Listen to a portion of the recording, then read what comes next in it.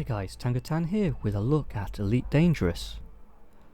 It's now 6 years old and it's been on my wish list for most of those 6 years.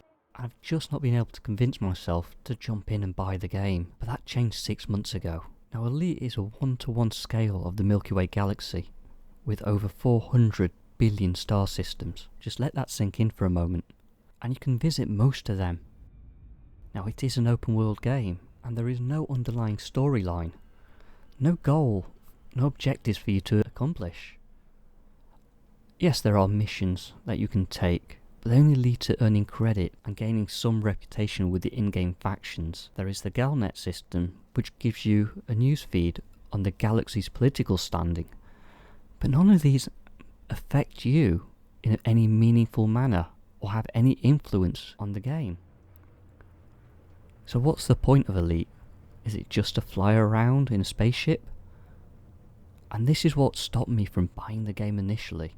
Now the tutorial does a good job of getting you used to the basics of flight, doesn't go into too much detail, and just highlights some of the key features of the ship controls. To say baby steps is an understatement. Now there are more in-depth tutorials in the menus, and they will give you some idea of what some of the other features and advanced settings are. But you'll often find yourself scouring the internet for more in-depth guides for things such as deep core mining, best way of setting up combat ships, or how to explore without getting stuck. The game doesn't help you with any of this, but expects you to stumble around and discover it for yourself, which kind of works for Elite. It throws you out there and expects you to learn. The flight mechanics, for most part, are very similar to that of an aircraft in atmosphere, yet there are subtle differences between each one. Some turn quicker, some slow down faster, some just have higher speed. But it's just enough to let you know that each ship is different. After all, the consoles in each ship is identical, so at quick glance you can't always tell. And this is the nice little touch, because then when you jump from ship to ship, you're not left looking for key information from ship to ship, but it gives you that sense of familiarity.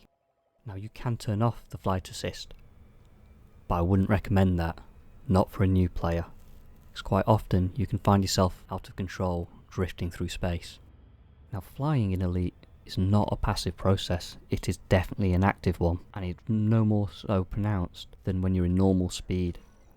This is typically the speed you use to travel between stations or in combat.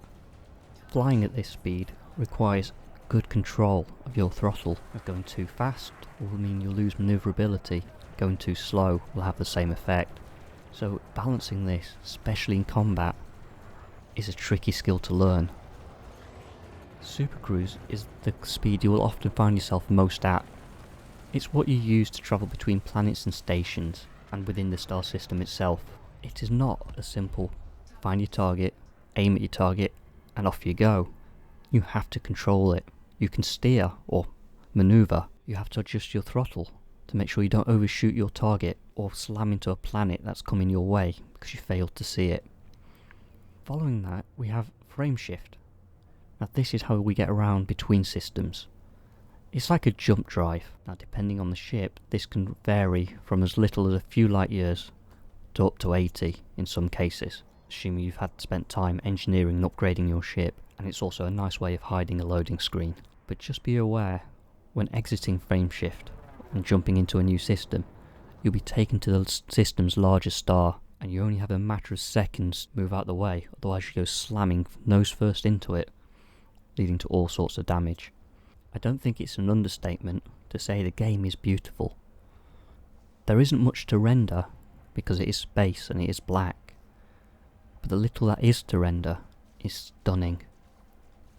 It leaves you wanting to see more, explore more, and I've never taken so many screenshots for desktop wallpapers than I have in Elite.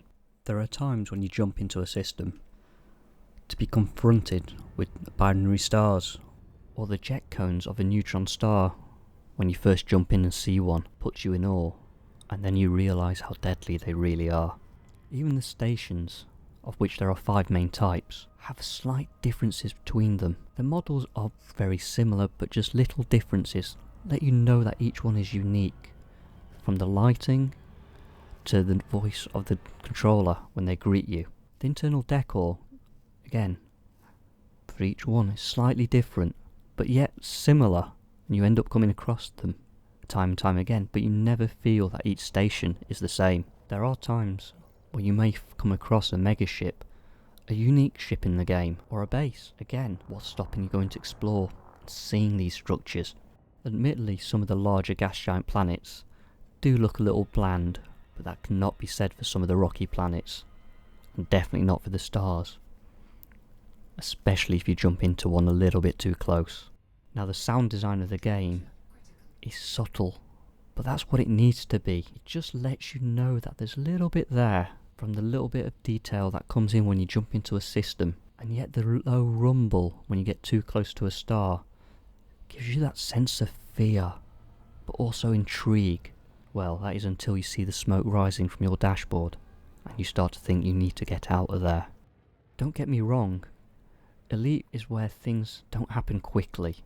Everything is built around a slow-paced grind. Everything takes time. Earning credits, gathering resources for engineering. Everything is slow. It keeps the game plodding along. Not too quickly, gives you something more to do. Yes, you can use missions to gain credits, but they take time. Mining's the best source for now, but again, it's a few hours to fill your hull, and then find somewhere to go and sell those resources. Even when you buy a ship, you may spend a few million on it, but then to upgrade it, to get the best from it, you'll spend almost 3 times that. And don't even talk about engineering, that takes even longer. But here's the thing, I've not found Elite to be one of them games where I get frustrated by the grind, because I know every time I go out exploring, looking for resources, I will come across something different, something stunning, and that's where Elite gets you. The game is 6 years old, and in 6 years you would have felt that the game was more fleshed out, but there are some glaring omissions. For example, if you have a resource and you want to sell it, you can only find the prices of those resources at neighbouring systems, but not across the galaxy, meaning again you have to resort to a third-party tool. And this is a common theme. Want to know what the best weapons are for your ship, or where they can be found to buy? Look at a third-party website. Want to know where you can buy or find particular contacts to buy specific materials? Again, you end up having to go to an external website.